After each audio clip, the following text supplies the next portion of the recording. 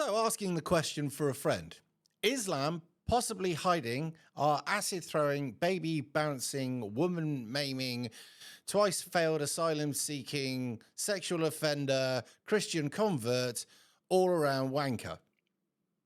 It's a simple question. Are they? I'm not saying they definitely are, because that is illegal. But it's a simple question, which many should be asking. And the reason I say this is because the Met can't find them. They've put 20 cross. Somebody's put 20 grand up to find his ass, and yet not a sniff of him. And I don't understand this. It's not as if the bloke's fucking inconspicuous, is it? Eh? You're on thin fucking ice, my pedigree chums. And I shall be under it when it breaks. Can't say the rest of it. But the fact of the matter is, how is it? How is it you can't fucking find this guy unless he's being hidden by a network? Now, when you looked at, say, for instance, the old days over in Northern Ireland when people went on the run, they had a network of people backing them up and hiding them, safe houses, all that kind of stuff. Now, in today's society, and under the intelligence network, if you, say, for instance, don't have any intelligence on a certain person, they're called a clean sheet. There you go. And I would suggest that there's many people within Islam that could be potential clean sheets if, say, for instance, allegedly Islam was hiding him, right? These people have never been known to the police, never committed any crime, gone about their days quite fine, you know, generally to all intents and purposes are either normal human beings who either work or sign on due to whatever reason. I'm not fucking interested at this particular juncture, but these people will just go about their day and they keep under the radar. But these people, allegedly, could be fanatical about Islam and consider that this man and the crimes that he's committed not be a bad thing. Why, you ask? Well, it's simple. There aren't many people from within Islam that do follow some of the teachings and take them to their ultimate end. They believe that anybody who's not from within Islam should be treated according to the book's teachings. If you don't know what they're on about, go and have a read. Now, the people that this guy has, the victims of this person are clearly not Islamic, all right? So under certain teachings, that would be perceived to be okay. I mean, we know how they deal with people that leave Islam. It's not exactly pat them on the back and give them a pension plan now, is it? No. And there does seem to be a very favoured method of the Islamic jihadi type of person that if they're not wearing a rucksack and going about a pop concert to deal with these pesky little kids, then sometimes they may just, I don't know, get a bit stabby. Seems to be a thing, doesn't it? And if not stabby, their favourite fluid is not exactly a McDonald's milkshake, although sometimes could be in a cup, which would look similar to that to hide it. But either way, you usually find they get a bit squirty with a fluid that's, well, not exactly friendly to human skin, eyes, whatever else. But obviously, if you're an incompetent, brain-dead, low-bred fucktard, whilst you're going about trying to ruin other people's lives, unfortunately, you fuck yourself up. That's called a home goal, sunshine. You might want to look at terrorism about that one. Apparently, there was always home goals within the IRA, and there was a bedside talk after to say, why did you blow yourself up? Or what's left of you?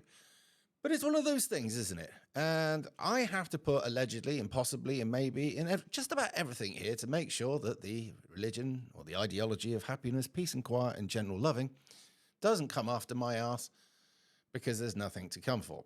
And incidentally, if you are thinking of suing me, good luck with that. I am absolutely broke. You'll get fuck all.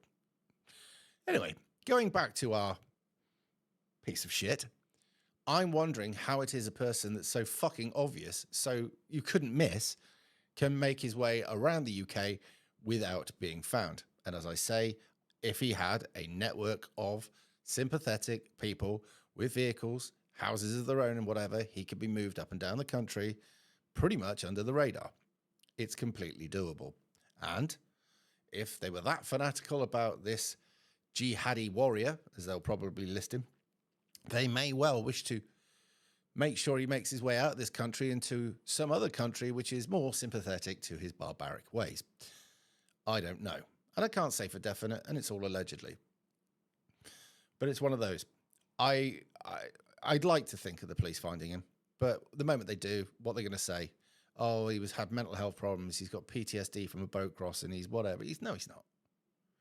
He's following the fanatical teachings of some of these lunatic, psychopathic, fucking Islamic fanatics that believe that they can brainwash the inbred and the stupid and whatever else into going out and creating all sorts of misery to the non-believer and the innocent, because in their eyes, they're not fucking innocent. And these sort of absolute piece of shits that detest the very fabric of our fiber will go about it and do it. Meanwhile, said preacher who doesn't get his hands dirty can walk through the raindrops and nobody bothers. And let's be honest, nobody's exactly got the minerals to go into all of these mosques and record it. And even if they did, if you sent it to the police, they wouldn't use it. They'd probably nick you for being a bigot. Why? Well, you've only got to look at Rotherham.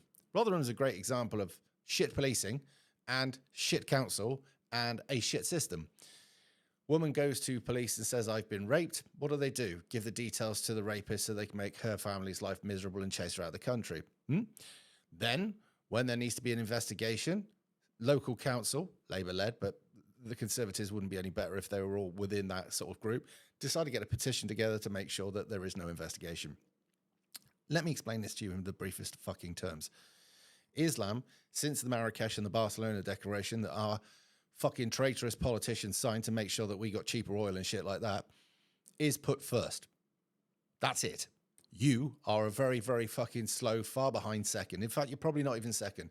If there was a pecking order, mate, you're so far down the pecking order you don't have a beak. Sorry to break that to you, but that's the facts. So here's the thing.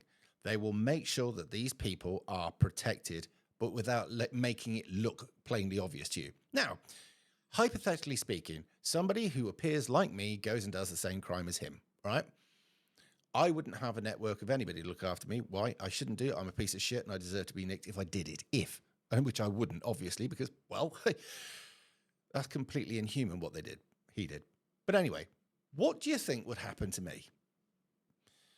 Well, under no circumstances would they find me guilty of mental health problem, because under the Mental Health Act, you might get less of a fucking amount of time in Nick. No, they would find me guilty of a hate crime, and they would go about throwing the fucking book at me and throwing away the keys. Meanwhile, they would put me into a prison that was absolutely packed through with the religion of peace and ideology of happiness and fuck it, I'm sick of it. The death cult, right? They put me in there and make sure I was beaten and all sorts of stuff to me multiply before at some point, allegedly, I would commit suicide. That's how it works, all right? It's two-tiered. It's prejudiced. It's racist. It's hateful towards our kind, and it protects these cunts. That's how it is. But until the population en masse come out and show exactly what they think, it'll carry on, all right? So be prepared for a lot more of this. And remember, every day, more and more of them are coming in. So you need to protect your kids, protect your family, protect your future. And if you're in an area where there's a shitload of these people, you may well think about your future there. That's why you get a load of these middle-class lefty wankers who love the city but live in the country. Because their IDs, well, that what they thought and the things that they welcomed into the city has now made it so they can't live there anymore. Anyway, this is the third time I'm recording it. First time I went a bit deep. And the second time we realized that I had to put words allegedly in everywhere. Anyway, this is the third time. I'll see you in a bit.